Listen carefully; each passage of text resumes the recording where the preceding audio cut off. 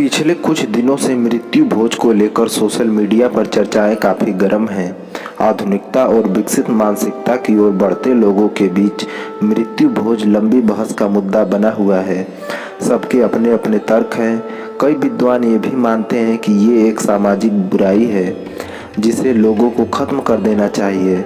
हालांकि आज के परिवेश और मृत्यु भोज के तरीकों पर गौर करें तो इनके विचार सही भी हैं। आजकल के तरीकों के आधार पर ये प्रथा वाकई एक बड़ी बुराई का रूप धारण कर चुकी है, क्योंकि अपनों को खोने का दुख और ऊपर से तेरहवीं का भारी भरकम खर्च इस कुरीति के कारण एक तरफ तो संबंधित परिवार पर अपने को खोने का दर्द और ऊपर से कर्ज के बोझ कई बार मन को द्रवित कर देता है, लेकिन किसी धार्मिक नियम को कुरीति का रूप देना फिर उसे गलत ठहराना ठीक नहीं है।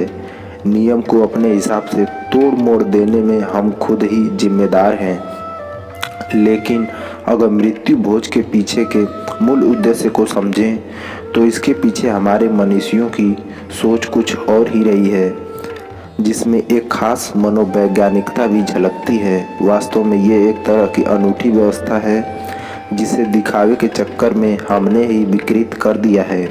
इसमें ऐसे रहस्य छिपे हैं जिन्हें हम में से कई लोग नहीं जानते। वक्त के साथ इसमें जो विकृतियां आईं उन्हें हटाकर इसे मूल स्वरूप में देखेंगे तो इस व्यवस्था को पुनः स्थापित करना हमारे लिए ही लाभकारी होगा।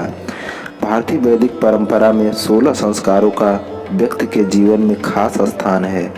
मृत्यु यानी अंतिम संस्कार इन्हीं में से एक है। इसके अंतर्गत मृतक के अग्नि या अंतिम संस्कार के साथ कपाल क्रिया, पिंडदान आदि किया जाता है। स्थानीय मान्यता के अनुसार 3 या 4 दिन बाद शमशान से मृतक की अस्थियों का संचय किया जाता है। 7वें या 8वें दिन इन अस्थियों को गंगा, नर्मदा या अन्य पवित्र नदी में विसर्जित किया जाता है। 10वें दिन घर की सफाई या लिपाई पुताई की जाती है। इसे 10 गात्र के नाम से जाना जाता है। इसके बाद एकादश गात्र को पीपल के वृक्ष के नीचे पूजन, पिंडदान व महापात्र को दान आदि किया जाता है। द्वादश गात्र में गंगा जली पूजन होता है। गंगा के पवित्र जल को घर में छिड़का जाता है। अगले दिन त्रयोदशी पर 13 ब्राह्मणों, पूज्यजनों, रिश्तेदारों और समाज के लोगों को सामूहिक रूप से भोजन कराया जाता है। इसे ही मृत्यु भोज कहा जाने लगा है। ये इतना खर्चीला हो गया है कि कई दुखी गरीब परिवारों की इसके कारण कमर टूट जाती है और वो कर्ज के तले दब जाते हैं। वैदिक परंपरा के अनुसार मृतक के घर पर आज भी कुछ लोग कपड़े आदि लेकर जाते हैं। पहले के ज़माने में इसका दायरा और भी व्यापक था। परिचित व रिश्तेदार क्षमतानुसार अपने घरों से अनाज, राशन, फल, सब्जियां, दूध, दही, मिष्ठान आदि लेकर मृतक के घर पहुंचते थे। लोगों द्वारा लाई गई उन खाद्य सामग्रियों से ही कई व्यंजन बनाकर लोगों को खिलाया जाता था। इससे पहले समाज के प्रबुद्ध जनों यानी ब्राह्मणों को दिया जाता था और वे अपने हाथों से बनाकर भोजन ग्रहण करते थे। अब तो सिर्फ बिल्कुल खास रिश्तेदार ही इस व्यवस्था को दुखी परिवार के लिए पूर्ण करते हैं। बाकी लोग सद्भावना में खाली हाथ ही पहुँचते हैं।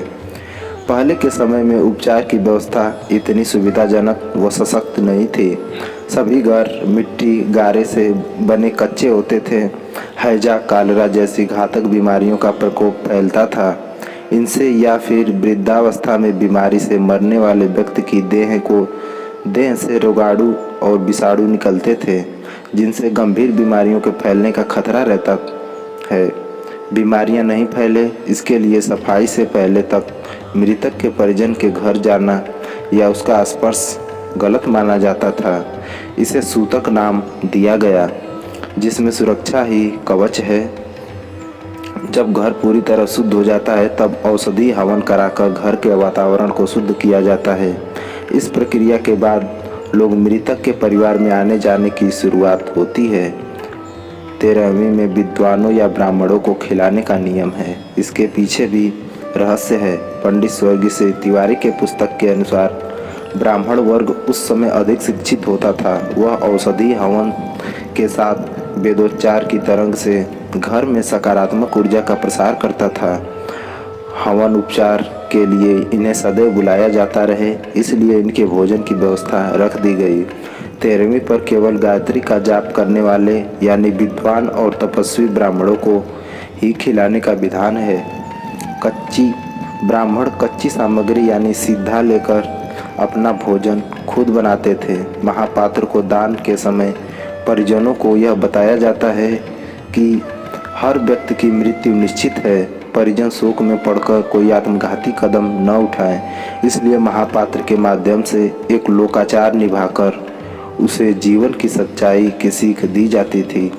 पंडित स्वर्गीय श्री तिवारी की पुस्तक के अनुसार मृत्यु के बाद दिए जाने वाले भोज में मृतक के पूज्य जनों जैसे कि गुरु, वैद्य, दामाद, समधी, बेटी व अन्य आत्मीय जनों को ही पहले भोजन कराया जाता था।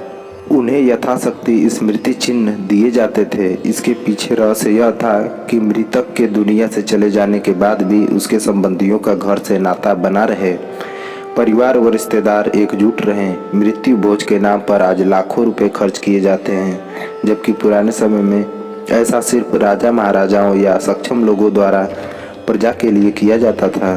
अब हर आदमी खुद को श्रेष्ठ मानने लगा है। मेरे पास भी धन है, यह दिखाने के लिए लंबा खर्च उठाता है। धीरे धीरे ये कुरीति का रूप लेने लगा और लोग भी साथ में अनाज व सहयोग के लिए अन्य सामग्री लाने की परंपरा को ही भूल गए। इधर एक समय बाद लोगों को लगने लगा कि शायद ज़्यादा से ज़्यादा और अच्छे से अच्छा खिलाने से ही पुण्य मिलता है। धीरे धीरे लोग इसके मूल उद्देश्य को भूलकर इसके पीछे की सच्चाई से दूर हो गए।